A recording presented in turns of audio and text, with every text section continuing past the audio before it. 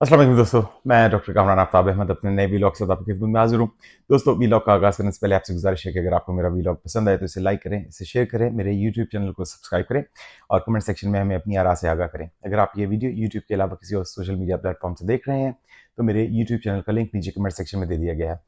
दोस्तों, सबसे पहले तो माजरत कि मैं काफ़ी दिनों की गैर हाजिरी के बाद आपकी खिदमत में आज हाजिर हूँ। इसकी वजह कुछ ज़ाती किस्म की मसरूफियात थी। बहरहाल, जब मैं आपसे बात कर रहा हूँ तो पाकिस्तान की कौमी असम्बली में इस वक्त 26वीं आईनी तरमीम का बिल पास होने के लिए पेश कर दिया गया है और हालात को देखते हुए अब ये साफ नज़र आ रहा है कि ये बिल आइन का हिस्सा बन जाएगा। इस बिल की मुख्तलिफ शिकायत आपने ऑलरेडी सुन रखी होंगी मुख्तलिफ टीवी चैनल्स पर और टॉक शोज़ पर और उसके अलावा सोशल मीडिया पर या आपने अखबारात में पढ़ रखी होंगी। बहरहाल, हमारा आज का मौजू ये है कि ये 26वीं आइनी तरमीम पास होने में जो मुख्तलिफ स्टेक होल्डर्स हैं उन सब का क्या किरदार रहा और ये जो 26वीं तरमीम पास हुई है इसके बाद पीटीआई के पास क्या ऑप्शंस हैं। दोस्तों, सबसे पहले तो बात करते हैं काजी फायज ईसा साहब की। काजी फायज ईसा साहब ने इन आइनी तरमीम के लिए अपना भरपूर किरदार अदा किया। जो उन्होंने शब खून आइन में मारा उसमें सबसे ज़्यादा अहम जो नौयत का फैसला था वो जो हालिया दिनों में उन्होंने किया 63A की तशरीह, जिसके मुताबिक फ्लोर क्रॉसिंग की इजाज़त दे दी गई। अच्छा, इस फैसले में उन्होंने ये भी फरमाया कि फ्लोर क्रॉसिंग की इजाज़त इसलिए दी जानी चाहिए कि लोग ज़मीर की आवाज़ पर फैसला कर लें और इसके लिए शायद उन्होंने कुछ मिसालें भी दी यूरोपीय ममालिक की और अमेरिका की। अच्छा, इंटरेस्टिंगली बहरहाल काजी साहब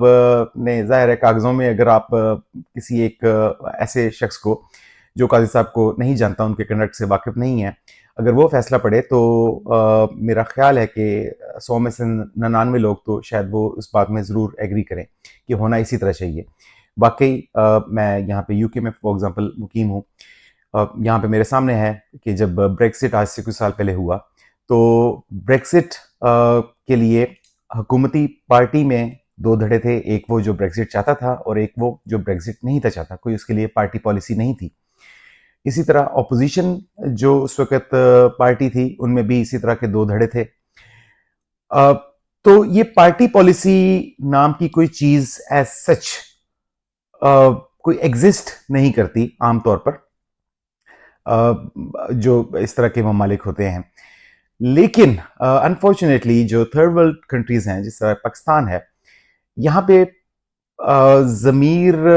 नाम की कोई चीज़ नहीं होती अनफॉर्चुनेटली। काजी साहब ने ये मंतक तो उस वक्त पेश कर दी और इसको आइन की तशरीह अपने हिसाब से उन्होंने कर दी, लेकिन सबको अंदाज़ा था, सबको पता था कि इसके बाद क्या होगा।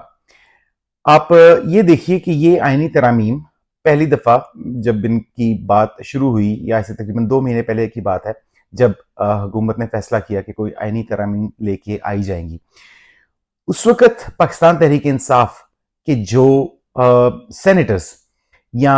कौमी असम्बली के मेंबरान, जब अभी तक कोई ड्राफ्ट बना ही नहीं था, कोई डिस्कशन स्टार्ट ही नहीं थी हुई, लेकिन उनको काबू कर लिया गया और हमें यकीन था कि जब भी आइनी तरामीम आई ये हुकूमत के साथ खड़े होंगे। अब मुझ जैसा एक आम पाकिस्तानी मुझे ये समझ नहीं आई कि ज़मीर की आवाज़ तो उस वक्त हम उसकी बात करते हैं अगर आपके सामने कोई चीज़ हो जिस पे आपने फैसला करना हो। अगर आपके सामने कोई चीज़ ही नहीं है जिसके ऊपर आपने फैसला करना है और उससे पहले ही आपने एक माइंड बना लिया है किसी तरीके से, तो फिर ये ज़मीर की आवाज़ तो ना हुई। बहरहाल काजी साहब का ये फ़र्ज़ था, मजहबी लिहाज से, कानूनी लिहाज से, माशरती लिहाज से, एथिकली हर लिहाज से ये फ़र्ज़ था कि वो इस चीज़ को रोकते, मगर उन्होंने इस चीज़ में भरपूर ताउन किया हुकूमत वक्त के साथ। बात करते हैं आला अदलिया के बाकी जजेस की। जब ये आइनी तरमीम पेश की जानी थी आज से तकरीबन 1.5 माह पहले, उस वक्त खबरें आना शुरू हो गई کہ اعلیٰ عدلیہ کے مختلف ججز، جس میں جسٹس منصور علی شاہ وغیرہ شامل ہیں اور وہ اکثریتی جج ہیں، وہ ان آئینی ترامیم کو روکنے کے لیے اپنا کردار ادا کریں گے، کیونکہ یہ آئینی ترامیم انسانی حقوق کے خلاف ہیں۔ اس میں سب سے زیادہ ٹارگٹ ویسے تو عدلیہ کو کیا گیا ہے، لیکن اس کا ڈائریکٹلی ایفیکٹ انسانی حقوق کے اوپر ہوگا، اور 1.5 مہینہ مجھ جیسے عام پاکستانی سول سوسائٹی وکلا ہم انتظار ہی کرتے رہ گئے کہ وہ فیصلے ایسے کب دیں گے، یا وہ ملاقاتیں کب ہوں گی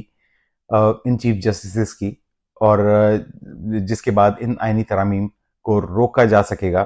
یا کسی طریقے سے چیلنج کیا جا سکے گا۔ لیکن انفارچونیٹلی اعلیٰ عدلیہ نے اس میں کوئی کردار ادا نہیں کیا۔ ہاں، صرف یہ ہے کہ مخصوص نشستوں کا فیصلہ جو کہ 12 جولائی میں کو آلریڈی ہو چکا تھا، اس کی ایکسپلینیشن ایک دفعہ دوبارہ انہوں نے بہرحال پیش کر دی۔ اس کی وجہ سے اتنا فرق صرف پڑا کہ جو گورنمنٹ کا پہلے جو پلان اے تھا اس سے انہیں ہٹ کے پلان بی پہ جانا پڑا۔ پلان اے آپ کے نالج میں ہے کہ وہ یہ تھا کہ یہ مخصوص نشستیں لے کر یہ آئینی ترامیم پاس کروائی جائیں اور پھر ہارس ٹریڈنگ کی ضرورت نہیں رہے گی۔ لیکن جب حکومت کے پاس پلان اے نہیں بچا اس فیصلے کے بعد، تو پھر انہوں نے پلان بی پہ عمل کیا، اور پھر اسی وجہ سے 63 اے کی تشریح قاضی صاحب سے دوبارہ کروائی گئی، اور یہ اس بات کا یقین بنایا گیا کہ یہ آئینی ترامیم اب پاس ہو کر رہیں گی۔ اب بہرحال ہاں، بادی نظر میں دیکھا جائے تو اعلیٰ عدلیہ کے ججز کی یہ شکست ہے، اور میری طرح باقی لوگ بھی بہت زیادہ حد تک مایوس ہیں کہ ان آئینی ترامیم کے بعد شاید جسٹس منصور علی شاہ اب چیف جسٹس آف پاکستان نہیں بن سکیں گے۔ بہرحال اس وقت کچھ کہنا قبل از وقت ہے، کیونکہ اب جس طرح آپ کے علم میں ہے کہ 3 سینئر موسٹ ججز کا نام پارلیمنٹ میں جائے گا، جہاں پہ پھر ایک پارلیمانی کمیٹی یہ فیصلہ کرے گی کہ ان 3 ججز میں سے چیف جسٹس آف پاکستان کسے بنایا جائے۔ اس وقت تک عام خیال یہی ہے کہ جسٹس یحییٰ آفریدی ہی اگلے چیف جسٹس آف پاکستان ہوں گے، کیونکہ وہ انہیں حکومت سمجھتی ہے کہ وہ قاضی فائز عیسیٰ جتنے شاید زہریلے تو نہیں ہیں، لیکن پھر بھی وہ جسٹس منصور علی شاہ کے مقابلے میں ایک بہتر چوائس ہیں، اور وہ اس حکومت کو اپنا ٹینیور پورا کرنے دیں گے۔ اس ٹینیور کے ساتھ دوستو آپ کو یہ بات بھی ذہن میں رکھنی چاہیے کہ اگلے سال جو حافظ صاحب ہیں ان کی ایکسٹینشن ہونی ہے، اور حافظ صاحب کی بھی یہی خواہش ہے کہ یہ حکومت اپنا ٹینیور پورا کرے، کیونکہ اسی حکومت کی سپورٹ سے وہ اپنی ایکسٹینشن کروائیں گے۔ بہرحال واپس چلتے ہیں جسٹس منصور علی شاہ کی طرف۔ تو دوستو ایک لمحے کو ہم یہ مان لیتے ہیں کہ چلیں اگلے chief justice of Pakistan justice Mansoor Ali Shah ہی ہوں گے، تو کیا آپ کے خیال میں، یہ سوال اب آپ کے لیے ہے، کیا وہ اس طرح کے ایفیکٹو چیف جسٹس ثابت ہو سکیں گے جو کہ آئین کی بالادستی کے لیے کام کریں یا انسانی حقوق کی پامالی کو روکنے کے لیے اپنا کردار ادا کریں؟ میرا خیال میں جو ان کا کنڈکٹ پچھلے کچھ مہینوں میں ہمارے سامنے آیا ہے، جس طرح کی ان کی کمزور شخصیت ہمارے سامنے آئی ہے، اور اتنا کچھ ہونے کے باوجود جس طرح انہوں نے کسی قسم کے کوئی سٹیپس نہیں لیے، تو میرا نہیں خیال کہ اگر وہ چیف جسٹس آف پاکستان بنا بھی دیے جائیں تو وہ اس سلسلے میں کوئی خاص کردار ادا کر سکیں گے۔ بہرحال پاکستان تحریک انصاف کو ہلکی سی یہ امید ہے کہ اگر وہ چیف جسٹس آف پاکستان بن گئے تو شاید قاضی فائز عیسیٰ کی طرح کے فیصلے نہ کریں، اور اس کی وجہ سے جو الیکشن ہوا تھا 2024 کا، اس کا آڈٹ کسی طریقے سے ہو جائے اور یہ حکومت گر جائے۔ بہرحال اب ان آئینی ترامیم کے بعد سب لوگوں کا یہ خیال ہے کہ یہ 2024 کا جو الیکشن تھا اسے ایک طرح سے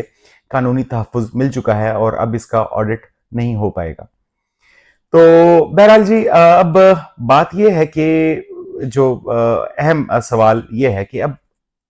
پاکستان تحریک انصاف کے پاس کیا آپشنز باقی رہ گئے ہیں۔ میرے خیال میں تو پاکستان تحریک انصاف کے پاس صرف ایک ہی آپشن تھا، ہے اور وہ ہمیشہ رہے گا، اور وہ آپشن ہے اسٹریٹ پاور کا۔ اپنی اسٹریٹ پاور وہ شو کریں اور ریزسٹ کریں، سڑکوں پہ آ کے وہ فیصلے کروائیں۔ اس کے علاوہ پہلے بھی ان کے پاس کوئی آپشن نہیں تھا۔ بہرحال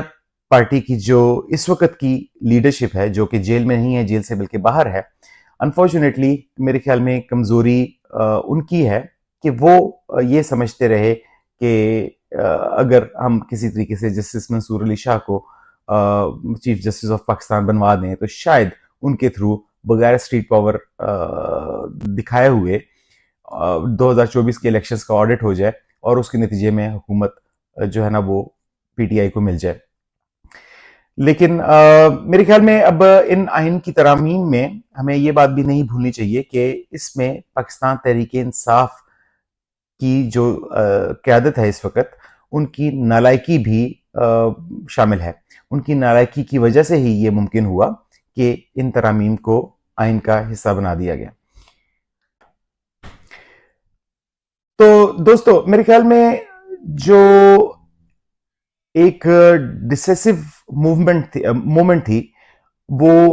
اس وقت تھی جب کچھ روز پہلے ڈی چوک پہ پاکستان تحریک انصاف نے احتجاج کا اعلان کیا، وہاں پہ لوگ پہنچے بھی، لیکن عین موقع پر جو اعلیٰ قیادت ہے وہ وہاں سے غائب ہو گئی اور پھر اس احتجاج کو کال آف کر دیا گیا۔ اگر اس وقت یہ احتجاج کال آف نہ کیا جاتا تو شاید اس وقت حالات مختلف ہوتے۔